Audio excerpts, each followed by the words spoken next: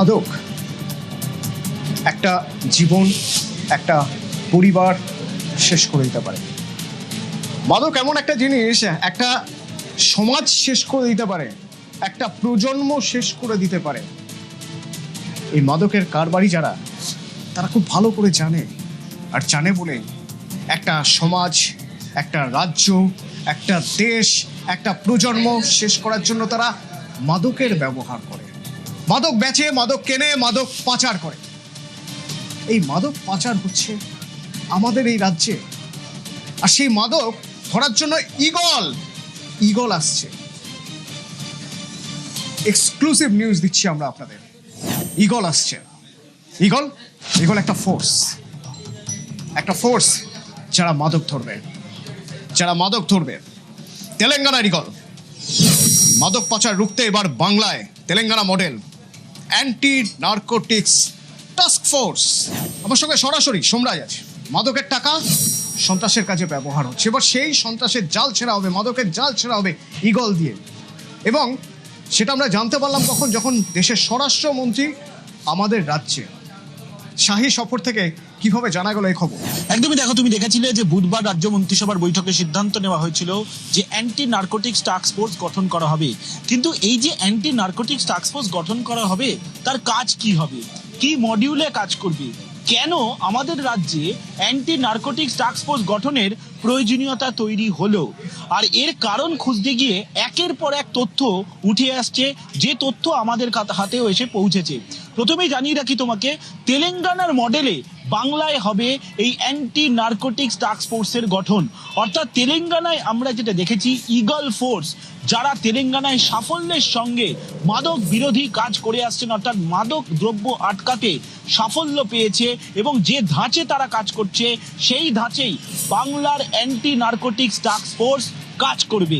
এই যে anti narcotics task force, এর জন্য ইতিমধ্যেই 70 জনেরও বেশি নিয়োগের অনুমোদন রাজ্য মন্ত্রিসভা দিয়েছে। কিন্তু তারা যে কাজ করবে, তাদের তো এ রাজ্যে মাদক দ্রব্য আটকানো বা এই মাদক চক্র আটকানোর অভিজ্ঞতা সে অর্থে নেই। এতদিন ধরে এই কাজ রাজ্যের এসটিএফ করত, কিন্তু এবার এসটিএফ এর বদলে করবে এই অ্যান্টি নার্কোটিক্স টাস্ক ফোর্স। আর সেই জন্যই তেলেঙ্গানায় যে মডেলে ঈগল ফোর্স কাজ করে এসছে, সেই মডেলে বাংলায় এবার কাজ হবে এই অ্যান্টি নার্কোটিক্স টাস্ক ফোর্সের। যেটা সূত্র মারফত জানা যাচ্ছে, বাংলায় 3টি রুটে এই মাদক দ্রব্য ঢুকছে। তুমি দেখেছো সম্প্রতি এসটিএফ বিশাল সাফল্য পেয়েছে এই মাদক দ্রব্য আটকাতে। বিশেষ করে পুরুলিয়ার উদাহরণ উঠেই আসছে, তার কারণ সম্প্রতি পুরুলিয়ায় বিশাল পরিমাণে মাদক দ্রব্য আটকাতে পেরেছে এসটিএফ। কিন্তু যেভাবে রাজ্যে গত কয়েক বছর ধরে মাদক দ্রব্য ঢুকছে, এর মাধ্যমে টেরার লিঙ্ক তৈরি হচ্ছে। কেন্দ্রীয় গোয়েন্দারা তেমনটাই রিপোর্ট পায়। তারপর তৎকালীন, অর্থাৎ এর আগে তৃণমূল কংগ্রেস সরকারকেও তারা জানায় যে এই অ্যান্টি নার্কোটিক্স টাস্ক ফোর্স গঠনের জন্য, কারণ মাদকের মাধ্যমে যেভাবে টেরার লিঙ্ক তৈরি করা হচ্ছে, অর্থাৎ টেরার ফান্ড তৈরি করা হচ্ছিল, সন্ত্রাসবাদীদের জন্য ফান্ড, টাকা তৈরি করা হচ্ছিল, অর্থাৎ অর্থের একটা উৎসই ছিল এই মাদক পাচার। আর সেটাই এবার আটকাতে চাইছে রাজ্য সরকার। অবশ্যই এটা সম্ভব তখন হয়েছে যখন দেশের কেন্দ্রীয় স্বরাষ্ট্রমন্ত্রী তথা কেন্দ্রের স্বরাষ্ট্র মন্ত্রক সহযোগিতা করছে রাজ্য পুলিশের শীর্ষ আধিকারিকদের। আতশ কাচের নিচে ফেলে দেখি, তাহলে দেখবো যে এটা ধরতে গেলে প্রথমে ধরতে হবে ট্রানজিট পয়েন্ট, মানে কোথা থেকে মাদক ঢুকছে আমার রাজ্যে, এবং তারপর ছড়িয়ে পড়ছে, কোথায় কোথায় ছড়িয়ে পড়ছে, ডিস্ট্রিবিউশন কিভাবে হচ্ছে। তো এই ঈগল টিম কিভাবে কাজ করে, মূলত তেলেঙ্গানায় তারা কিভাবে অপারেশন চালিয়ে এসেছে। তেলেঙ্গানায় এই ঈগল ফোর্স সাফল্য পেয়েছে মাদক দ্রব্যের টেরর লিঙ্ক আটকাতে, এবং এই যে মাদকের যেটা চক্র রয়েছে সেই চক্রের পর্দা ফাঁস করতে পেরেছে। এবং সেটা কি পদ্ধতিতে তারা কাজ করেছে সেটা অবশ্য বরাবরই তুমি জানো যে পুলিশের বেশ কিছু কাজ গোপনীয় থাকে, কিন্তু এই যে তারা কিভাবে সাফল্য পেয়েছে সেই সাফল্যের লিঙ্কটা ঘটনাকেই ধরতে চাইছে এ রাজ্যের অ্যান্টি নার্কোটিক্স টাস্ক ফোর্স। আচ্ছা। সেই কারণেই ইগল ফোর্স যেভাবে কাজ করে, যে ধাঁচে কাজ করে, সেই ধাঁচে এ রাজ্যে বা বাংলায় অ্যান্টি নার্কোটিক্স টাস্ক ফোর্স কাজ করবে। খুব সতর্কভাবে যদি দেখি তাহলে আমরা সোনালী ত্রিভুজের কাছে রয়েছি, যে সোনালী ত্রিভুজ কুখ্যাত, বিশ্বে কুখ্যাত মাদকের কারবারের জন্য বিখ্যাত। সেই সোনালী ত্রিভুজের কাছে রয়েছি, সেখান থেকে পাহাড় জঙ্গল পেরিয়ে, দুর্গম এরিয়া পেরিয়ে মাদক পাচার হয়, আসে আমাদের এ রাজ্যে। এবং কতটা ভয়ের জানেন, যদি কোনো টিচার মাদক কারবারি হয়ে যান তাহলে দিনের বেলা ভূগোলের শিক্ষক, ভূগোল পড়ান স্কুলে, রাতে মাদকের কারবার, ভাবা যায়? নাগরা কাটা ভূগোলের শিক্ষক এক স্কুলে, ভূগোলের টিচার। এবার টিচার যদি মাদকের কারবার হন তাহলে কতটা ভয়ঙ্কর হতে পারে ব্যাপারটা ভাবুন তো। কেন আমাদের এখানে অ্যান্টি নার্কোটিক স্কোয়াড দরকার? এবার ভাবুন কোন ভয়ঙ্কর জায়গায় আমরা দাঁড়িয়ে আছি। আমরা রুটটা বোঝার চেষ্টা করব। আমাদের এই রাজ্যে মাদক কোথা থেকে আসছে? আমাদের রাজ্যে আকাশ পথে মাদক ঢোকে, আমাদের রাজ্যে সড়ক পথে মাদক ঢোকে, রেল পথে মাদক ঢোকে, আবার জলপথেও ঢোকানোর ব্যবস্থা হয়। এক এক করে দেখাই আকাশ পথে মাদক কিভাবে আসে। সাধারণত দক্ষিণ পূর্ব এশিয়ায় যেখানে মাদকের কারবার হয় সেই সব জায়গা থেকে সরাসরি ফ্লাইটে সিঙ্গাপুর থেকে, থাইল্যান্ড থেকে, ভিয়েতনাম থেকে কলকাতা বিমানবন্দর, সেখান থেকে ছড়িয়ে যায় রাজ্যে। আচ্ছা, বলছিলাম না যে উত্তর পূর্ব সবচেয়ে ভয়ঙ্কর জায়গা? কিভাবে দেখুন, সড়ক পথে মায়ানমার, যে সোনালী ত্রিভুজের কথা আমরা বলছি সেই সোনালী ত্রিভুজের মধ্যে মায়ানমারও পড়ছে। মায়ানমার থেকে মিজোরাম হয়ে, ত্রিপুরা হয়ে আমার রাজ্যে পশ্চিমবঙ্গে ঢুকছে। আরো রুট আছে দেখুন, বাংলাদেশ থেকে সরাসরি, বাংলাদেশ থেকে আমাদের উত্তর দিনাজপুর, দক্ষিণ দিনাজপুরের বেশ কিছুটা অংশ, বিরাট জায়গা, মালদা, এই বর্ডারগুলো যেখানে ফেন্সিং নেই মূলত, সেখান থেকে মাদক বেশি করে ঢোকানো হচ্ছে আমাদের রাজ্যে, আমাদের দেশে। এছাড়াও আমরা এবারে পশ্চিম দিকটা দেখি। ঝাড়খণ্ড থেকে একেবারে জাতীয় সড়ক ধরে, ঝাড়খণ্ড থেকে পুরুলিয়া হয়ে কোথায় যাচ্ছে খড়গপুরে চলে যাচ্ছে। খড়গপুর একটা হাব। খড়গপুরের বিভিন্ন জায়গায় এই ঝাড়খণ্ড থেকে, বিহার থেকে মাদক ঢুকছে। ঢোকার পর কি হচ্ছে? খড়গপুরে যখন ঢুকছে, খড়গপুরে ঢোকার পর কি হচ্ছে? ওড়িশা থেকেও ঢুকছে।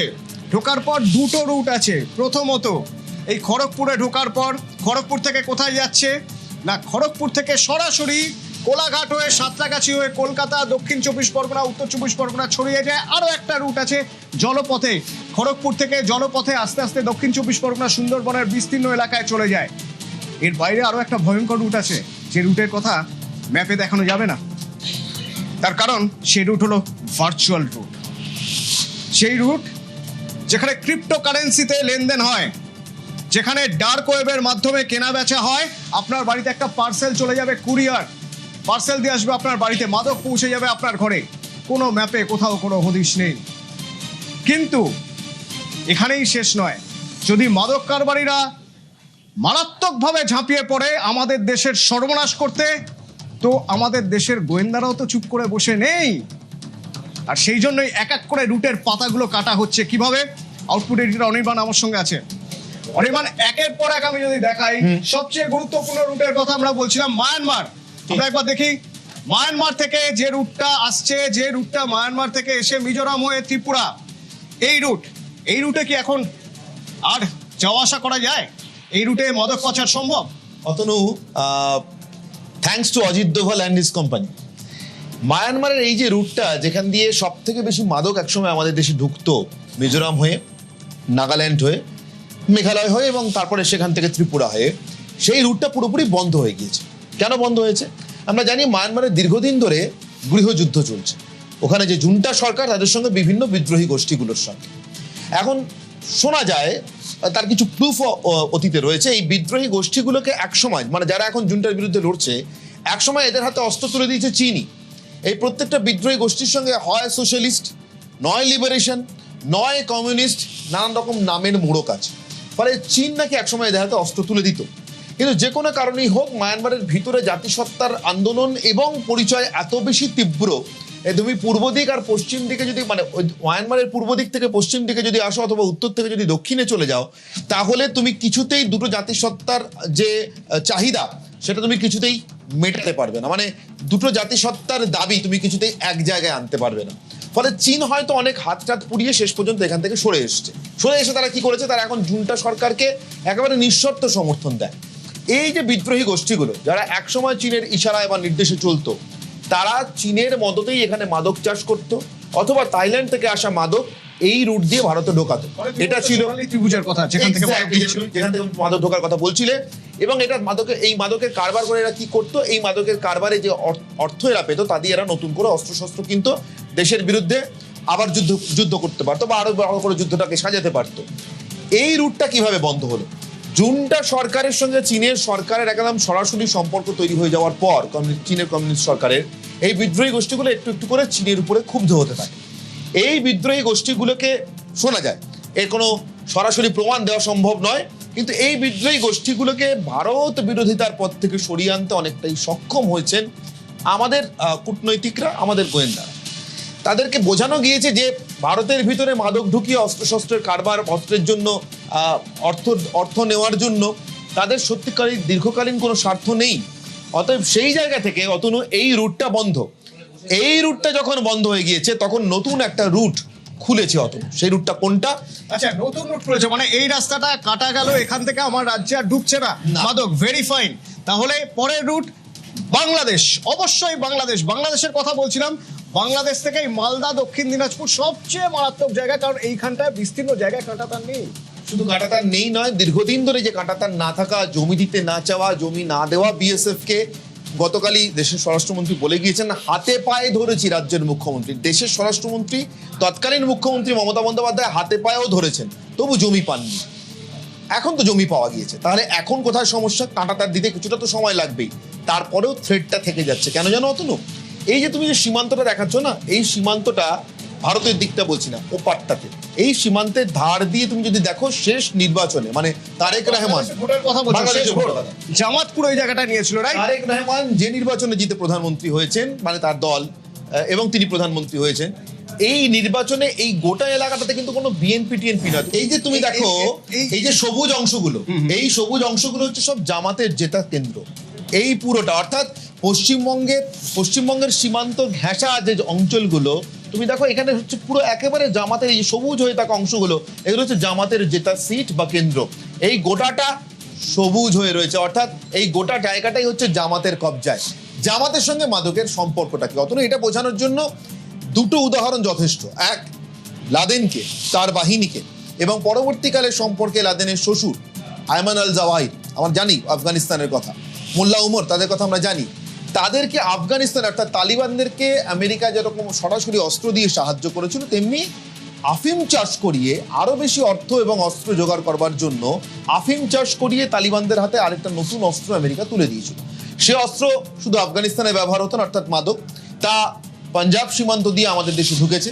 খালিস্তানি আন্দোলনের সময় একটা বিরাট অংশের তরুণ প্রজন্মের ছেলে মেয়েকে আমাদের দেশে, আমাদের পাঞ্জাবে রীতিমতো খোঁপড়া করে দেওয়া হয়েছে। উড়তা পাঞ্জাব, তুমি যে উড়তা বাংলা দেখাচ্ছিলে, উড়তা পাঞ্জাব তৈরি হয়েছিল সেই সময়টাকে ঘিরে। অর্থাৎ এই যে তীব্র ইসলামিক জঙ্গি গোষ্ঠীগুলো, শক্তিগুলো, এদের সঙ্গে মাদকের সম্পর্ক একেবারে আষ্টপৃষ্ঠে জড়িয়ে। 20টা আসন 2008-এ দেখো, যখন হাসিনার শাসন একেবারে সুপ্রতিষ্ঠিত, শেখ হাসিনা ভারতের সঙ্গে ভীষণ ভালো সম্পর্ক, বাংলাদেশের ওটা নেমে যায় 2-এ।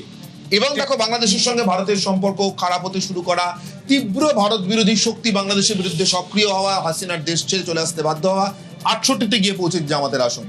এই জামাতের সঙ্গে আমেরিকার সম্পর্ক, সেটাও আমরা জানি অতনু।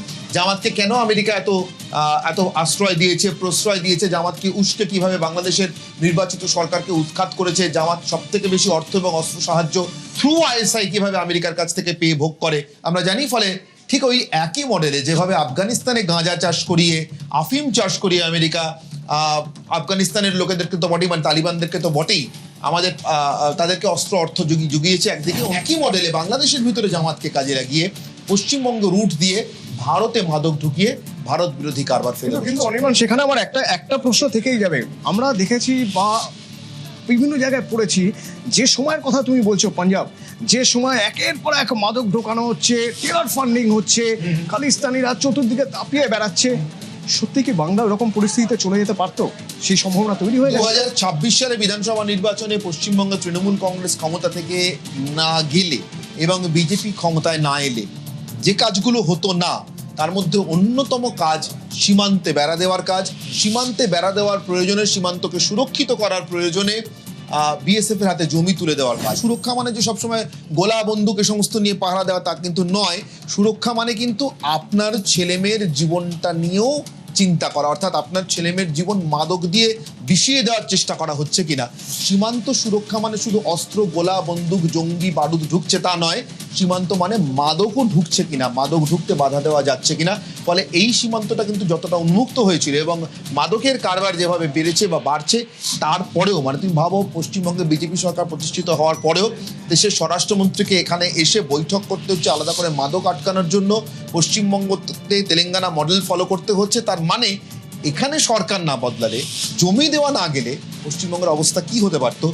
উড়তা তো আমার মনে হয় খুব ছোট শব্দ, আমরা হয়তো উড়েই যেতাম।